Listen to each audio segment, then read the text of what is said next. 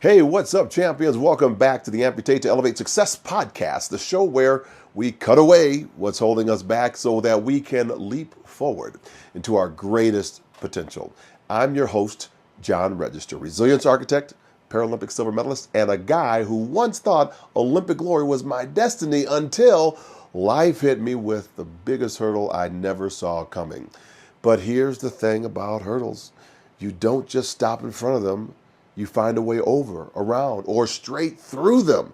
That's what we do here on Amputate to Elevate Success. This podcast is for leaders, game changers, and high stakes achievers who are ready to amputate limiting beliefs, elevate their mindset, and transform adversity into their biggest advantage. Look, life is going to throw some unexpected plot twists. I know this firsthand. One day I was an Olympic hopeful, running full speed ahead. The next, a freak accident, an amputation, and the biggest decision of my life. Do I stay stuck in why me or step boldly into what's next? Spoiler alert, I chose what's next, and that's where we are here. Our guests will always have you asking what's next because you too have a next level that's waiting for you. But to get there, you might have to amputate some things, self-doubt, old narratives, maybe even a few toxic friends who still think you're dreaming way too big. But before we dive in, I need you to do me a favor. 3 quick things. Number 1, smash that like button if you are ready to elevate. Number 2, drop a comment below. What's one belief you're ready to amputate? Number 3, hit subscribe so you never missed an episode. And for my high performers that are out there, join my Elevate Life video think letter at johnregister.beehive.com. johnregister.beehive.com. Let's keep this momentum going beyond the podcast. Now let's talk about today's guest. Oh, you are in for a treat. She is an extraordinary leader, a boundary-pushing innovator, and an all-around force of nature.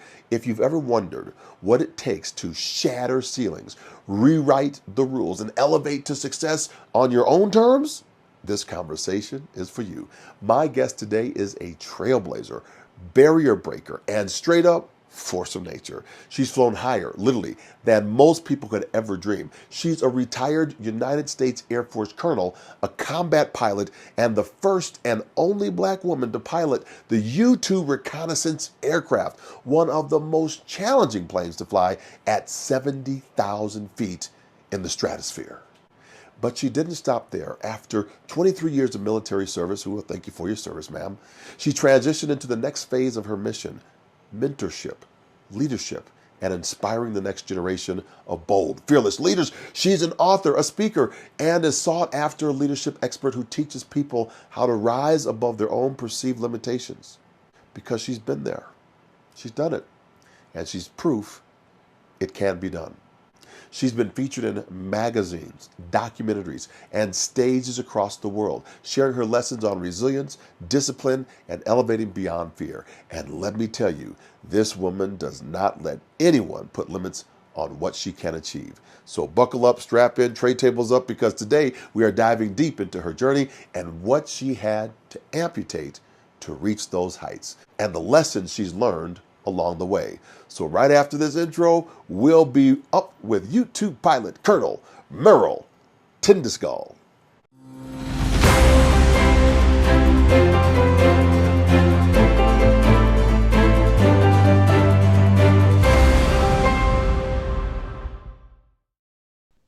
I cannot believe it. I have Merle on. Oh my gosh. I saw her in US Veterans Magazine, fell in love with everything she's doing, and I just had to get her to talk to all you leaders.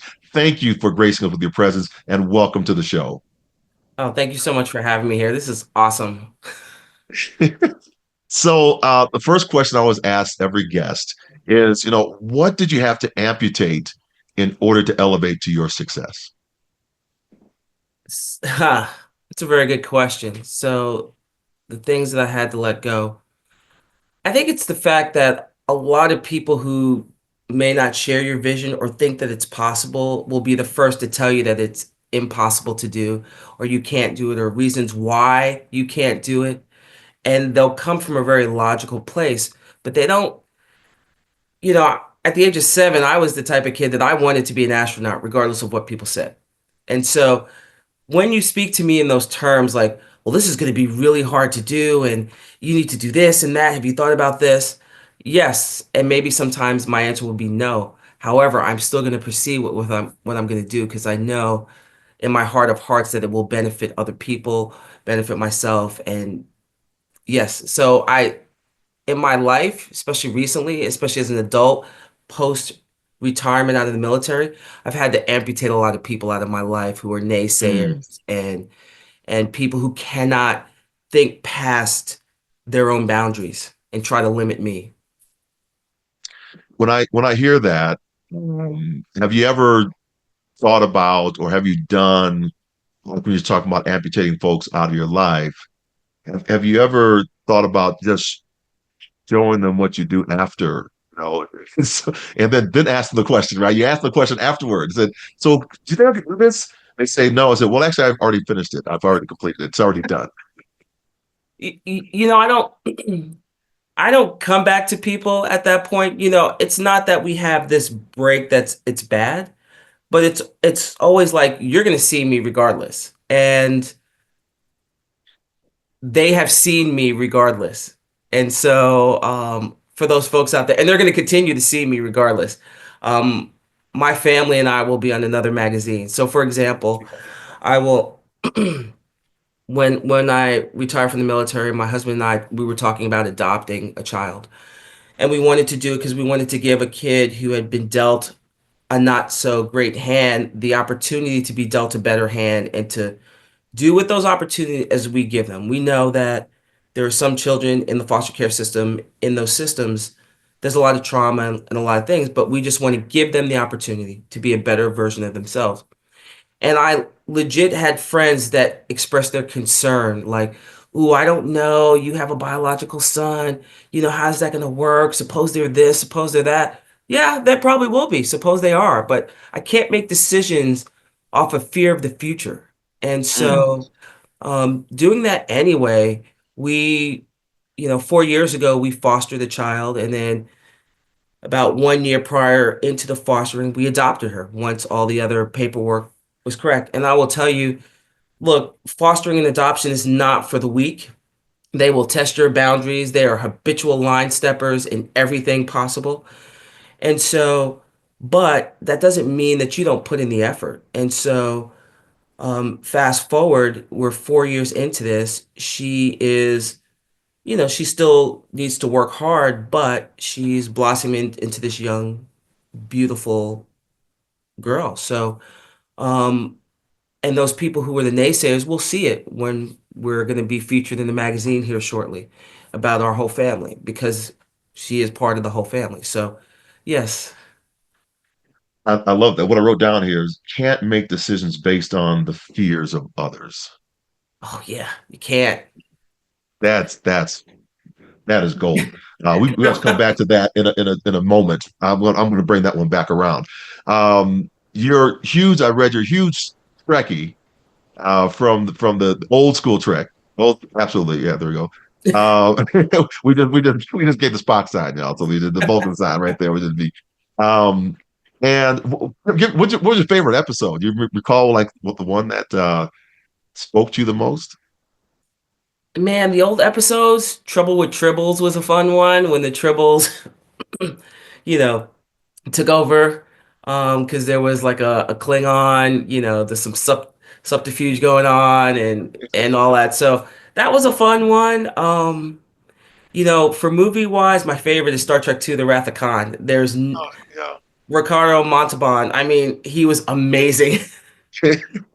Best villain ever. Best villain ever, I'm sure. Love it. Yeah, that's so great. I think that started a lot of people thinking about space and thinking about other things beside, what we might be in.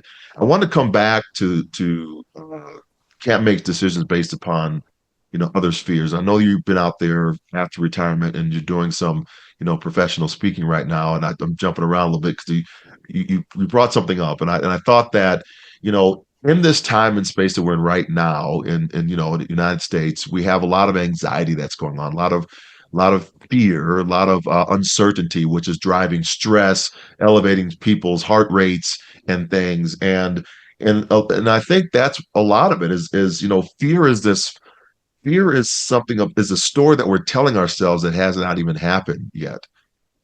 But faith is also one too. And so can't make a decision based upon the fears of others. So geopolitically or losing focus, what are the things that you think that we need right now from a leadership perspective to ensure that we move ourselves forward? So that's a great question. So you're right. Geopolitically, there's a lot of things going on at a fast, rapid pace. And for some people, they can't handle all of it. So number one, um, turn the TV off. In the words of Kendrick Lamar, turn this TV off, turn this TV off, right? So turn it off and get back to basics of who you are. And whether that's starting a routine of working out, reading self-help books, reading books that give you pleasure or invoke these passions within you. And at that point, start talking with friends and there's things that you can vent that you don't like, but you have to figure out what's in your sphere of control that that you can do. You could change your attitude, you could change the way you react to things. And as you're looking at what's happening in the environments, like if you're working in a government job or another job, there's a lot of things being asked of you. Is that in your statement of work? Hold the line and hold your boundaries about what is right and what you can do. And, understand there might be some consequences for that. But if you know that you're doing the right thing and you're doing what you need to do and you're holding those boundaries, I think at this point, if people do that, they will feel a lot better and there will be a lot less stress in their lives. Um, and I try to tell that to people on social media. Focus on your job and your performance. Focus on who you are as an individual because no one can ever say you're not performing well. If you're performing at your best, no one can ever second guess that or say, because it's facts. But if you're making everything emotional, that's where troubles may come in. So I'm always telling people perform, stay focused in your job, and hold your boundaries. If people are asking some weird stuff of you, hey, show me where that says in the regulation. Show me where that is. Oh, it's not there? Then why are we doing this? Like start asking those questions. Um, yeah, so that's the way I think you kind of slow down the pace at which things are coming, and you're able to take a moment and critically think about the situation that you're in and how you can handle that. And again, don't do this in a closed in a closed system. Ask your mentors, ask people you respect, ask leadership, ask these things to help you make these decisions for yourself.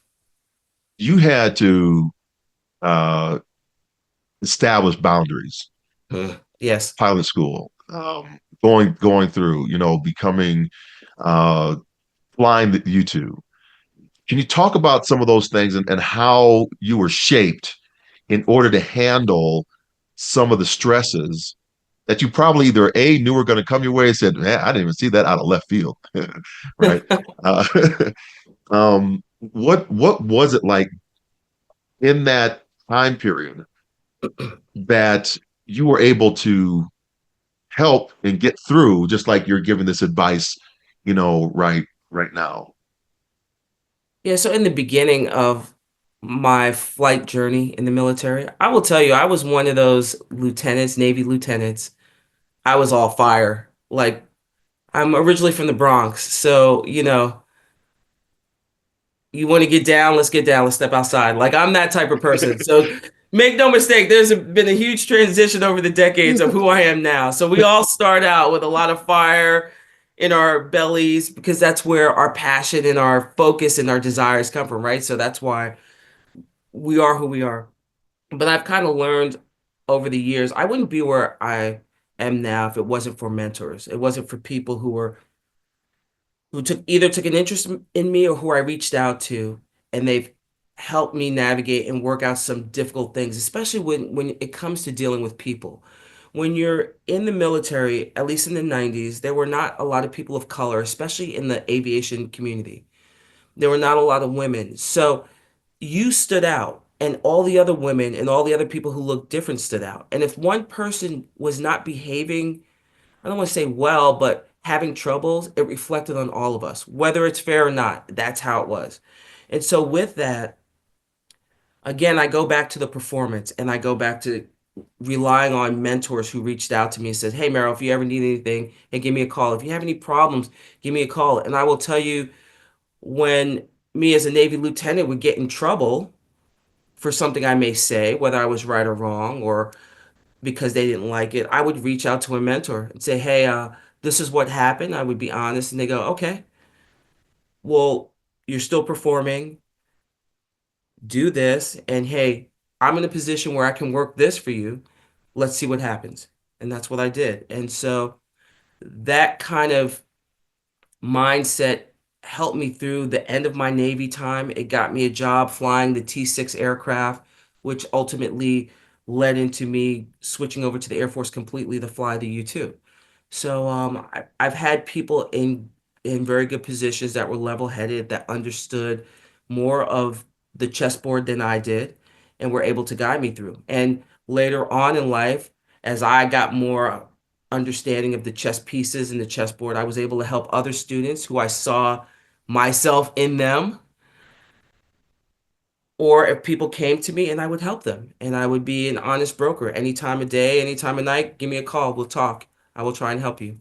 Mentorship is often um, stated underutilized.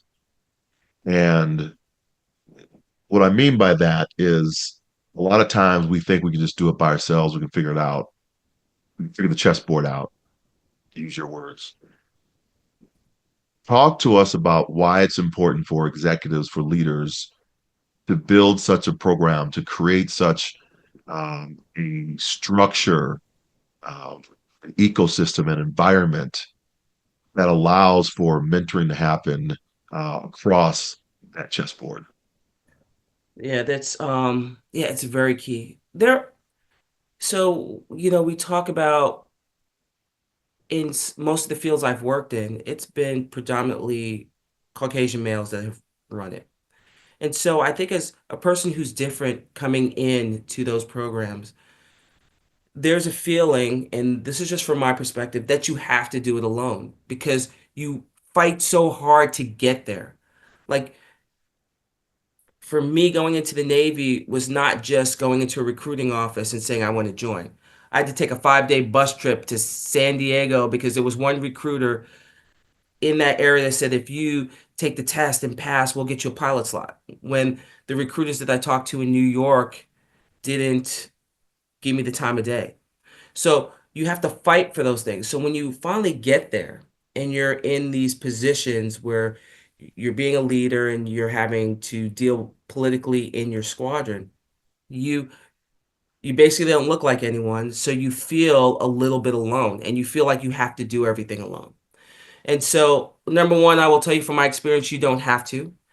Um, and the reason why is because most of my mentors didn't look like me. Most of my mentors walked in the same direction. We had the same personalities, whether we were both from New York, whether maybe they saw themselves in me, maybe they liked the fact that I liked Star Trek. We had things in common and they reached out, or maybe they just saw I was a good performer.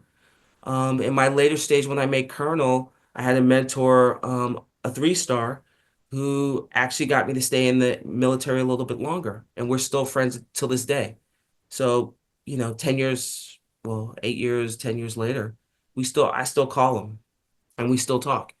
And so it is very important for leaders to have these type of programs because there are a lot of people there that won't say anything and they'll just shoulder all the burden on their own for whatever reason. And so it's up to leaders to really reach out and reach down and try to tell people, I'm here to help you. Come seek me out. I say in my book, if you're not mentoring, you're wrong because it's up to us. Once we make it there, it's not like we take the pack off and go, "Oh, I made it. Awesome." It's get back to work and start pulling up people who are similar to you that have that same vision, that same fire, and that same ability to perform and that ethical and moral compass and bring them there. Or the company may fill another role with a leader that's not so great. So this is, as someone who's made it, you need to help other people realize their potential and make it. That's what I feel. That's some people may disagree with me, but yes. Yeah, there's a I'm trying to think of the group. It was like it's a group back in the early 1900s. Group of African American women, and their motto was lifting as we climb. And so it was, you help people up as you rise, and you help somebody else rise as well. And there are those that are always going to be backbiters, the ones that are um, trying to pull somebody down. But you had a great saying. I was reading the article about those that are backbiting or talking behind your back. It said they're behind you, and I said, "Oh, that's good. That's so good." Uh, but sometimes, we can have these doubts that come up, so we don't ask the questions that we need to have been asked. And you talk about harnessing the power of doubt. What do you mean by that? Yeah, so harnessing the power of doubt. Look, we all have these moments where we think we're not good as we think. Most people, most people say, "Well, maybe I'm not good enough for that position. I'm not good enough to do that speaking engagement." But it's really kind of this fear in you, the fear of that potentially failing, having that fear that you may make a mistake. And so I always say fear is the precursor to something great. If you are not pushing the envelope and trying to hit that speed of, sound, and you're not breaking that sound barrier or something, then you're too comfortable. It's supposed to feel uncomfortable. It's supposed to give you that little jittery feeling. It's supposed to keep you up at night for a little bit. That means you're on the right track. So harness that. Don't shy away from it. Lean into that. Lean into that fear and use it in a way to, you know, tighten up those little pieces and be ready because it's going to be amazing. Like it's like being on a roller coaster ride. You're going to the top and you're right at the precipice and you look and you're like, "Oh my gosh." But then it's such an amazing ride. You've had some amazing rides, and from your perspective, flying the U-2. Yes. First of all, some folks may not know what that is. So I'd love for you to just kind of explain the aircraft and the recon mission it does, and maybe what it replaced, SAR 71, those type of things. Um, Sure. and then you shared a perspective, and I would like to go into that from a leadership standpoint of perspective of seeing the shooting star beneath you. Yeah. So I'd love you to just kind of share a little bit about the aircraft, and then your perspective of what you get a chance to see from that level of space. Yeah, so the U-2 is a high altitude intelligence surveillance reconnaissance aircraft. It was designed in 1955 by Kelly Johnson. And it was for the purposes of spying on Russia, which we did effectively. The Russians knew they saw us, but we kept denying. And Oh, so, yeah, so from there, um, over the years, over the 69 years, the U-2 has no weapons. It has imagery sensors. You can capture imagery in Doppler format, like radar patterns, electrical, optical, infrared. We also have a camera that takes pictures as if it's a Polaroid picture. That's how clear it is. And we do all of this above 70,000 feet. So above 70,000 feet, we wear a pressure suit, which is basically a NASA spacesuit. And it performs two functions. It provides us 100% oxygen and it inflates if the cockpit depressurizes. And so we've been flying this mission for over 60, about 69 years, over 69 years. And it is just we're the angels in the sky. We listen, we take information, we take pictures, we send it near real time to the end user, which is someone on the ground in the army or joint troops in contact or to other agencies if they need it to analyze and assess and make decisions based off of that. So we're located in every part of the kill chain when it comes to either, find, fix, track, ID, and do battle damage assessment. Um, since this aircraft flies at 70,000 feet, and I'll put that in perspective, it's twice the altitude of a commercial airliner. So most airliners go 33, 34,000 feet. We're more than twice that altitude. Being that high, the sky, starts getting darker. We could see the curvature of the earth, and it is just a beautiful sight. It was an honor and a privilege to fly the aircraft and see the earth from an altitude that most people will never see in their lifetime up close and personal. And from that, to see that view every day, it just to have that perspective of seeing the earth the way it is, it just reminds you that life, number one, is very fragile, but the fact that we are just one small planet and you look above at nighttime unobstructed by lighting pollution, the infinite amount of stars, the infinite amount of light that you see that, some of these stars are no longer in existence because of how long it takes light to travel, is that we're very small and our problems are really small and the drama in our lives are so small. There's so much more out there. Don't get bogged down by these little things that in the context of the galaxy is just really, really small. Enjoy this life as best as you can for what it is because the time that we have here is just so fleeting. The timeline is ginormous. And even though we have the concept of time here, day and night, which is kind of artificial because it's just one continuous timeline. We're about this much on it. So enjoy it. We're like one grain of sand in an hourglass. So what are you going to do with that one grain? Are you going to make a difference? Are you going to make an impact? Are you really going to get bogged down by the small things that happen to you in life?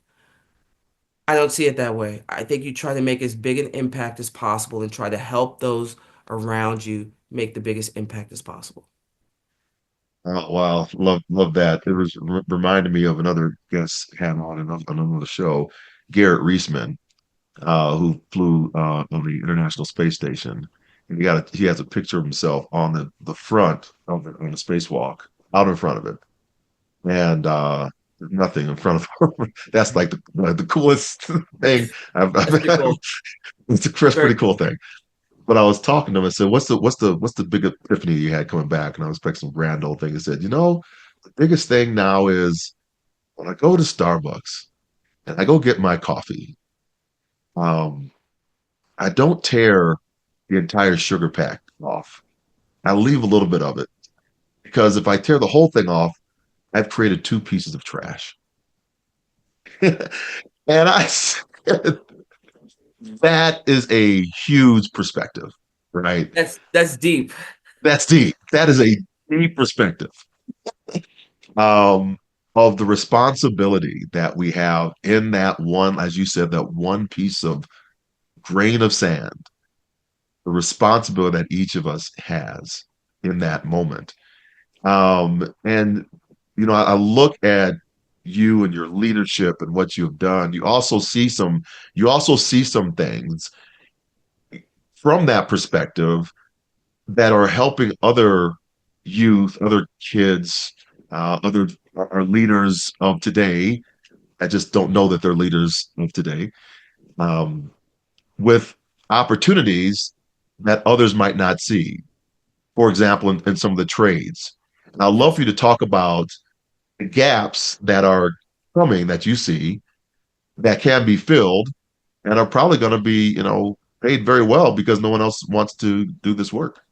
Absolutely. When I did the show, when I did season two of when I did season two of Tough as Nails, the emphasis, I met a lot of all my teammates were in the trades in some way, some capacity, whether they were brick masons, steel workers, welders. And as once I left that show and I have my GI Bill, I went to the local community college. I'm a board member, and I decided I wanted to get to know students better by actually taking classes that they're in. So I picked welding because they had a good welding program. And to my surprise, and which was really cool, the department head is a woman in welding. And that's very few and far between that you see. And so over the years, we have, you know, I take class. She was my my first year. I took a class with her. Amazing pipe welder. She's incredible, incredible knowledge. But all the teachers there have incredible knowledge. But she is building this welding program, and in the last couple of years, I've seen it double in size. And so, um, as I'm doing this, I'm doing research on welding and what's required. There's approximately they need about 300 over 300,000 new welders by 2023. It's similar to the aviation community. We need, close to 100,000 pilots in the same amount of time because people are retiring. A lot of the things can't be taken over by automation, or we don't have the technology at the time. And I'm a big advocate for that. Why are we not looking in? We're always looking abroad to get people to come here to be engineers. Why are we not looking in underserved communities where kids on a daily basis are in survival mode and have the smarts to do a lot of things? If only they had the tools and the teachers to teach them, they would be amazing. Right. And I can't, and it's still the math doesn't math. The math ain't mathing for me when when um That don't when be you have mad. companies that have millions of dollars, billions of dollars, and they cannot invest in an area 25, 20, I will even say 10 million, into an area to make them better educational wise with the purposes of for them to work in the company. It doesn't make sense to me, and it only tells me that there's not a will to do so. And so that's what I like to advocate for. I like to tell kids either when I'm doing an Instagram thing that welding is cool. It's dangerous, it's fun, but it's great. Consider it. Consider something in HVAC. Consider using your hands to create things and not destroy things. And the fact that you, after a couple of years as an apprentice, will get a significant pay increase, that is amazing. So I I try to make people understand that more. I love that. The other reason it picked up for me is because in my mastermind that I used to be in with a group of speakers, we went to what was it called? KK5. It was a keynote camp for speakers and stuff. And Lisa Ryan is a welder, and she talks in the welding community. It's because she knows the lingo, and so she does that, and she has a whole strategy type um, format. And then when you're talking about math ain't mathing, you know, math don't be mathing. Uh, you're exactly right. There's a there's a man, another one I look up to. His name is Dr. Needle Cobain. He has built, transformed High Point University, High Point, North Carolina. Just an incredible human. And one of the things what picked up for me when you said that is in the community, there are a lot of people that are retiring in the dentistry, right? So they're closing up their shops. There are these mom and pop shops that are in North Carolina. So what is he doing? He's hiring them to become the teachers for the dental school, so he can put those kids that graduate back into the community. So it keeps a cycle going. And you're exactly right. Most of the time, when a big company comes in, is making money hand over fist, they're not paying a whole bunch of dollars in taxes to the local community. They're hiring people who are then paying the taxes that should have been paid by the company. They don't understand that. Um, it could be investing right in there to make that ecosystem just generate itself, because in that community are those individuals that are underserved in that population who are absolutely brilliant. You've gone 20 years into your future and you kind of see where you are in 20 years from now, what you built, what is rocking, everything is on point. What do you tell yourself today to help you get there?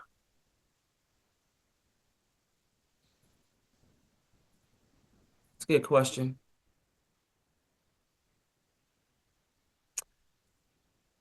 What I tell myself today to get there is to really hold the line and focus. Do not be, there are times that I know I can be impatient with things on how they're moving. I always think things can move faster. Um, but as my mom says, money is always on time, or my mom did say when she was alive, money is always on time and success is always on time. You just have to keep, you have to keep the path. There are things that I want now, but I think that's my military mindset. Like, let's go, let's keep going. But I know in the civilian context, they don't work as fast. I mean, there are people who've said to me, "Hey, Merrill, you came out with a book so quick. How did that happen?" I was like, "I wish it was quicker."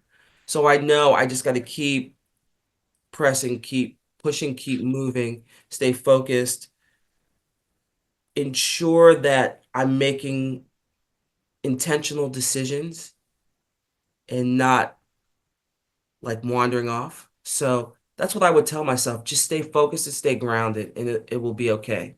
Because I do see in the next 20 years, there's going to be some good things going. Ladies and gentlemen, I told you, Merle Tengesdal. Wow. Just the dragon lady flying to you too. She's just above the heavens. And she just dropped some knowledge on us. She was taking pictures of us, Polaroids, and then making them happen. So I really appreciate your time. How do people get a hold of you? You can go to my website, merrilltengesdal.com. Um, you can send me an email. The easiest way, Instagram is my home base. Just send me a DM. Follow me. I'm Dragon Lady 788. I'm the 780th pilot in the history of the U2, and we have a 1,116 of them. You can also contact me on LinkedIn and message me there. So that's probably my second fastest. Don't do it on Facebook, please. I don't. Facebook is so slow. So I don't do that. And yeah, I will answer you. Fantastic. So you got now you know how to get a hold of her. She's doing incredible work, and we'll end the show. Thanks once again for being on. Thank you for having me. It's great. Look, I told you, wow, what a conversation. Huge thanks to my guest, Merle, for dropping those gems today. If something resonated with you, hit that like button, drop a comment, and share this with someone who needs to hear it. Hey, you want to go even deeper? Check out my Elevate Life Executive Strategy sessions designed to help you take action and level up your leadership. Details in the description below. And before you go, next week's episode, oh my goodness, you do not want to miss it. I'll be sitting down with Virid Kogan. But before we get to that, before we get to her, we have to learn the lessons of Colonel Merrill Tengesdal. So come back on Saturday at 3 o'clock, and we're going to go into at least 3 of the most powerful lessons that she shared with me in this interview. Until next time, keep amputating what's holding you back, elevating your mindset, and stepping boldly into your next level of success. Catch all my previous episodes at https://johnregister.beehive.com. To book me for a speech, go to johnregister.com. I'll see you all on the next episode. Go forth, inspire your world. Bye for now.